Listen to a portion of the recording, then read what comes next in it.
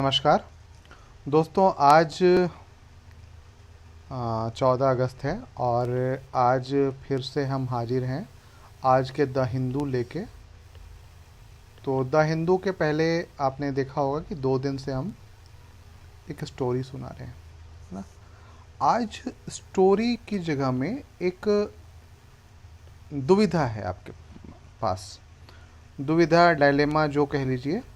और ये नैतिकता से जुड़ा हुआ सवाल है कि आप दोनों सिचुएशन में, यदि ऐसे सिचुएशन आती है आपके पास, तो आप क्या करेंगे। इस कहानी को ध्यान से सुनिएगा। ये एक सिचुएशन है, कहानी नहीं है, दरअसल एक सिचुएशन है और इसे ध्यान से सुनिएगा। आप मान लीजिए किसी संस्थान में आपकी जॉब है, ठीक है।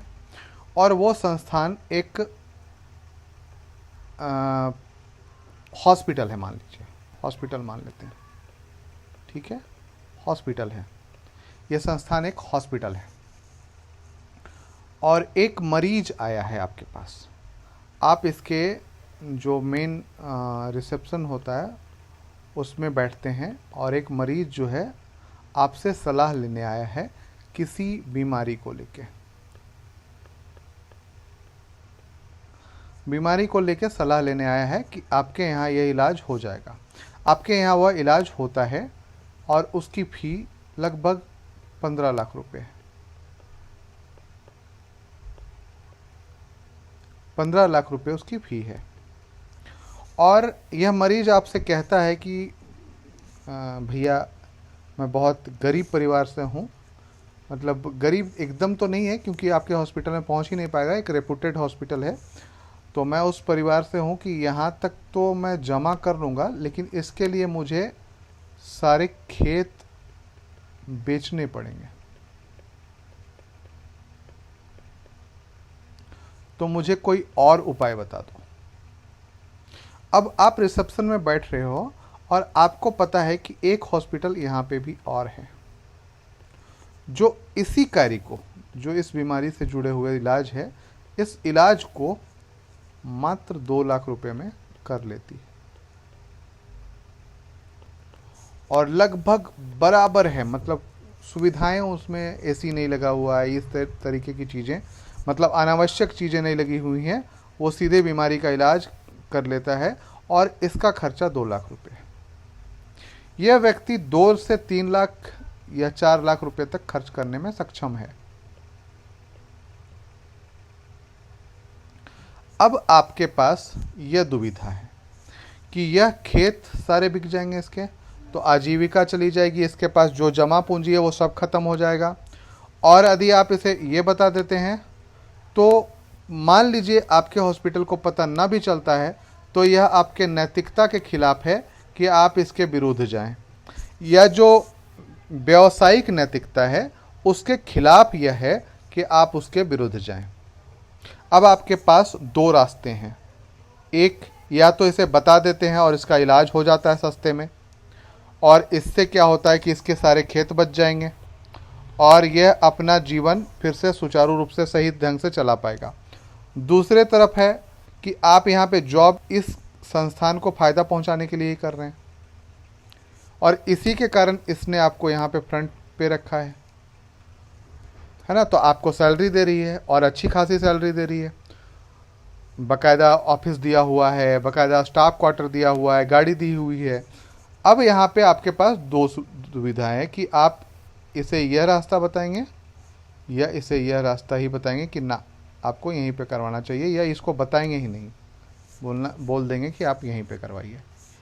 इस दुविधा का उत्तर क्या होगा यह आप बताएं, ठीक है। तो अब चलते हैं द हिंदू की तरफ में। आज क्या है इसे देखते हैं, ठीक है। आज जो पहली न्यूज है वो है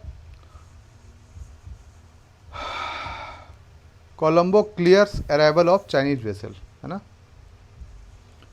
कोलंबो जो है उसने क्लियर कर दिया है चाइनीज वेसल को आने के लिए, भारत के चिंताओं को दरकिनार करते हुए इसने कर दिया है। अब भारत के द्वारा क्या कदम उठाए जाने चाहिए, इस पर आप वो सोचिए, है ना। क्या भारत को सहायता बंद कर देनी चाहिए? क्या भारत रिश्तों में तनाव ले आना चाहिए? क्या भारत को सहायता देते रहनी चाहिए, या भारत को इसके लिए थोड़ा सा टाइट होना चाहिए, है ना। इस पे आप सोचिए थोड़ा, है ना। उसके बाद है, आज जो है सीधे पेज नंबर 14 पर, है ना, यहाँ पे है positive impetus to ties Chinese anyway, है ना। तो in rare media briefing ambassador Sun Weidong LAC tension Taiwan, उसी पे भारत और चीन पे बात हुई है। India and China are seeing a positive impetus, है ना। तो चूँकि चीन को भी पता है कि यदि भारत उसके पक्ष में नहीं रहता है तो एशिया प्रशांत क्षेत्र में उसके लिए मुश्किलें हमेशा रहेगी, चाहे छोटे छोटे कितने भी देश उसके पक्ष में हो जाए। जैसे कहा है, अभी नैन्सी पेलोसी आने के बाद चीन ने दावा किया है कि 160 देश उसके समर्थन में। 160 देश में बड़े देश और यूरोपीय देश तो नहीं है। यदि यूरोपीय देश नहीं है, अमेरिका नहीं है, कनाडा नहीं है, ऑस्ट्रेलिया नहीं है, भारत नहीं है, जापान नहीं है, दक्षिण कोरिया नहीं है, यदि इस तरीके के देश नहीं हैं, तो चीन के लिए कोई मायने नहीं रखता कि वो 160 देश सपोर्ट करें या 170 देश। यदि ये भारत जैसे बड़े देश या ताकतवर देश इसके सपोर्ट में नहीं उतरते हैं तो यह मुंह की खाएगा, है ना। ये इसे पता है, और इसलिए ये बार बार इनके द्वारा दिखाया जाता है कि चीन और भारत के बीच में सकारात्मक संबंध है, ठीक है। इसके बाद एक न्यूज है, Taliban offer security of Indian mission, है ना। इंडियन मिशन को तालिबान ने सिक्योरिटी देने का ऑफर किया है, ठीक है, अच्छी बात है। यदि दिया जाता है तो ये अच्छी बात है। इसके बाद है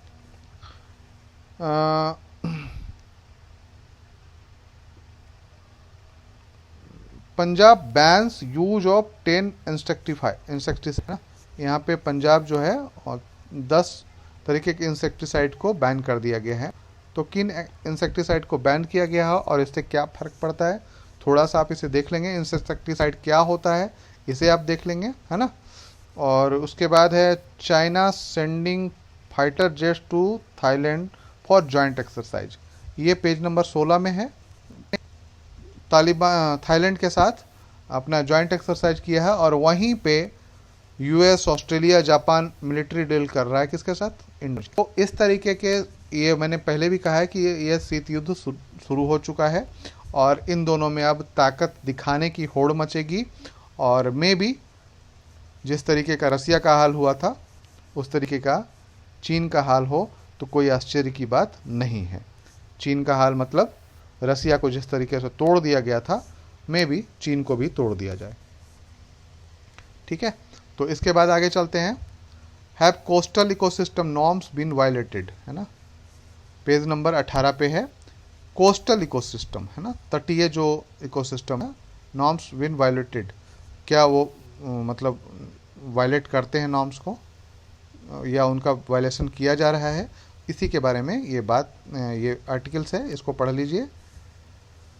What has the CAG reported in an audit of the conservation process being followed by central and state, है ना, सेंट्रल और स्टेट के द्वारा क्या फॉलो किया जा रहा है, इसके बारे में पढ़ लीजिए आप, ठीक है।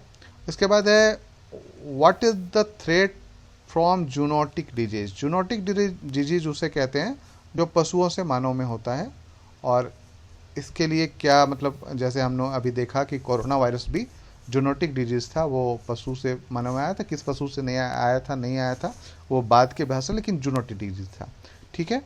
इसके बाद है India can sustain CAD of 2.53%, है ना, 2.53% नहीं है, 2.5 से 3% तक है, ठीक है।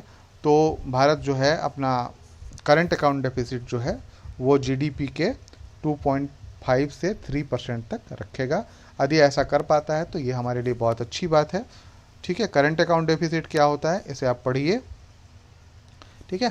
तो आज के लिए इतना ही पढ़ना है आपको, और रेगुलर पढ़िए, रेगुलर सुनिए और सब्सक्राइब कर लीजिए, और सब्सक्राइब करके बेल आइकन दबा लीजिए, नोटिफिकेशन आता है तो देख लिया कीजिए। ठीक है, आज के लिए इतना ही, धन्यवाद।